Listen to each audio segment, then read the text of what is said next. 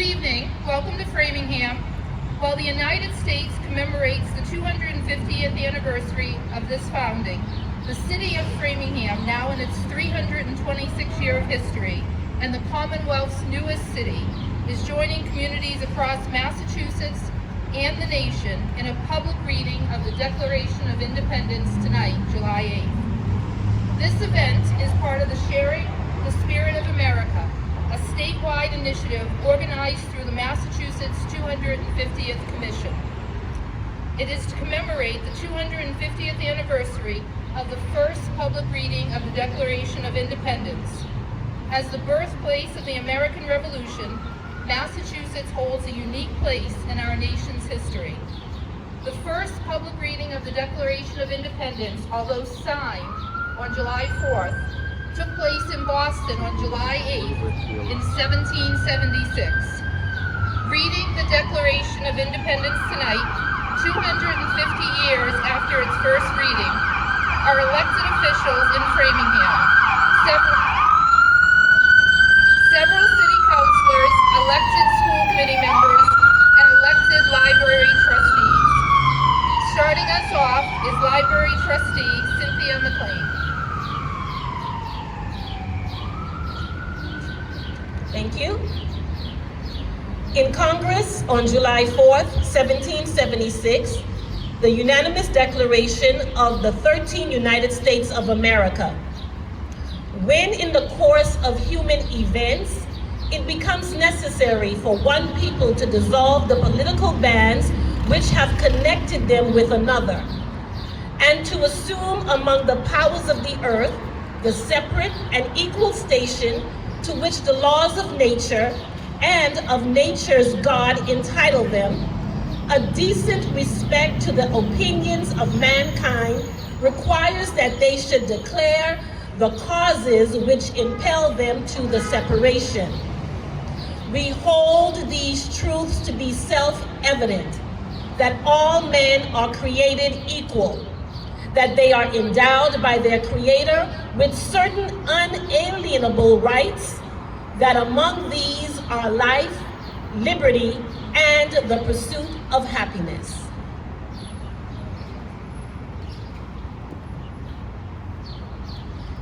That to secure these rights, governments are instituted among men, deriving their just powers from the consent of the governed. That whenever any form of government becomes destructive of these ends, it is the right of the people to alter or to abolish it, and to institute new government, laying its foundation on such principles and organizing its powers in such form as to them shall seem most likely to affect their safety and happiness. Prudence indeed will dictate that governments long established should not be changed for light and transient causes, and accordingly all experience has shewn that mankind are more disposed to suffer, while evils are sufferable, than to right themselves by abolishing the forms to which they are accustomed.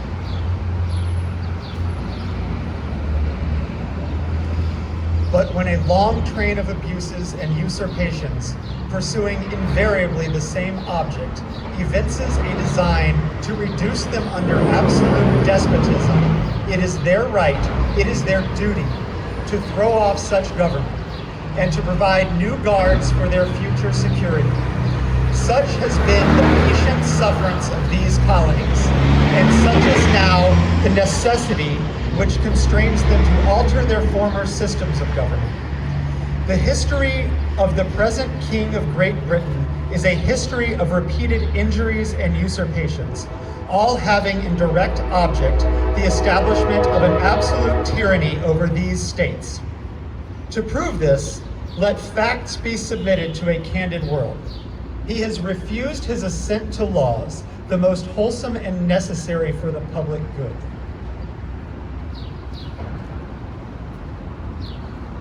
He has forbidden his governors to pass laws of immediate and pressing importance unless suspended in their operation till his assent should be obtained, and when so suspended, he has utterly neglected to attend to them. He has refused to pass other laws for the accommodation of large districts of people unless those people would relinquish the right of representation in the legislature, a right inestimable to them and formidable to tyrants only. He has called together legislative bodies at places unusual, uncomfortable, and distant from the depository of their public records for the sole purpose of fatiguing them into compliance with his measures.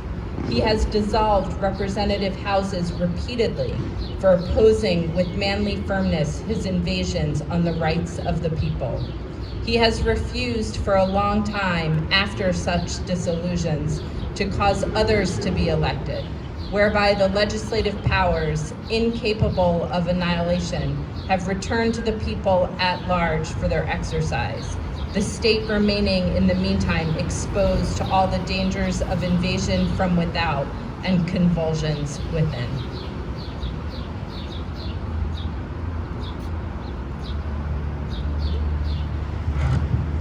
He has endeavored to rend the population of these states, for that purpose obstructing the laws for naturalization of foreigners, refusing to pass others to encourage their migration hither, and raising the conditions of new appropriations of land.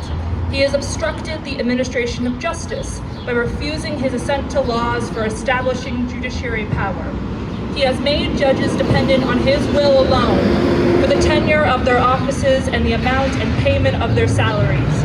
He has erected a multitude of new offices and sent hither swarms of officers to harass our people and eat out their substance. He has kept among us in times of peace standing armies without the consent of our legislator. He has affected to render the military independent of and superior to the civil power.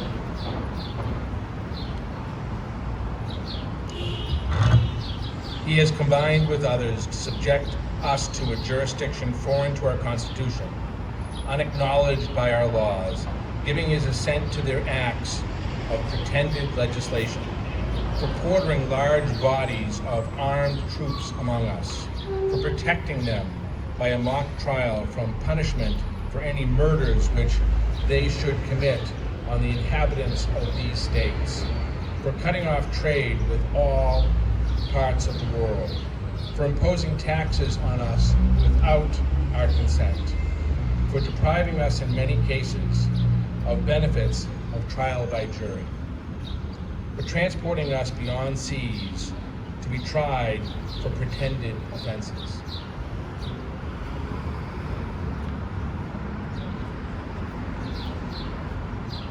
For abolishing the free system of English law in a neighboring province, establishing within an arbitrary government, and enlarging its border so as to render it once an example and file fit instruments for introducing the same absolute rule into these colonies, for taking away our charters, abolishing our most valuable laws, and altering fundamentally the form of our government, for suspending our own legislature and declaring themselves invested with power to legislate for us in all cases whatsoever.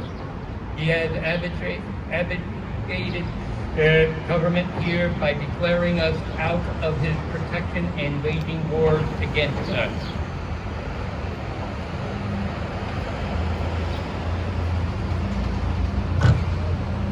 He has plundered our seas, ravaged our coasts, burnt our towns, and destroyed the lives of our people. He is at this time transporting large armies of foreign mercenaries to complete the works of death, desolation, and tyranny, already begun with circumstances of cruelty and perfidy, scarcity paralleled in the most barbarous ages, and totally unworthy the head of a civilized nation. He has constrained our fellow citizens taken captive on the high seas to bear arms against their country, to become the executioners of their friends and brethren, or to fall themselves by their hands.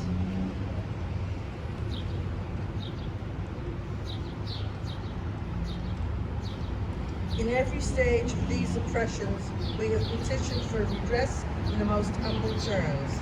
Our repeated petitions have been answered only by repeated injury.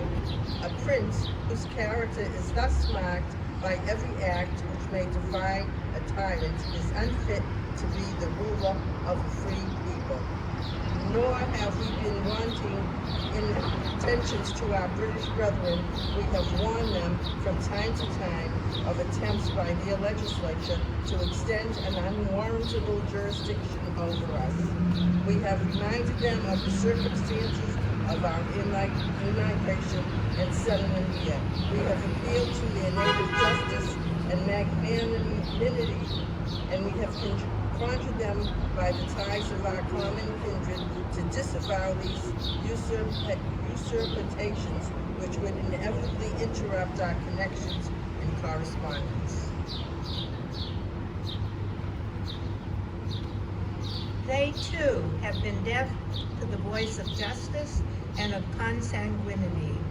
We must therefore acquiesce in the necessity which denounces our separation and hold them as we hold the rest of mankind, enemies in war, in peace, friends.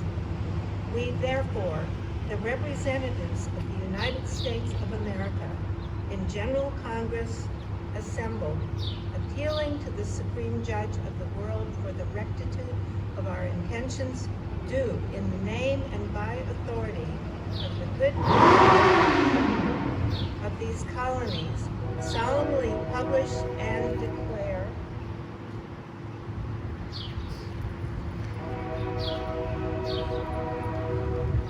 that these united colonies are and of right ought to be free and independent states, that they are absolved from all allegiance to the British Crown, and that all political connection between them and the state of Great Britain is and ought to be totally dissolved, and that as free and independent states, they have full power to levy war, conclude peace, contract alliances, establish commerce, and to do all other acts and things that which independent states may of right to do.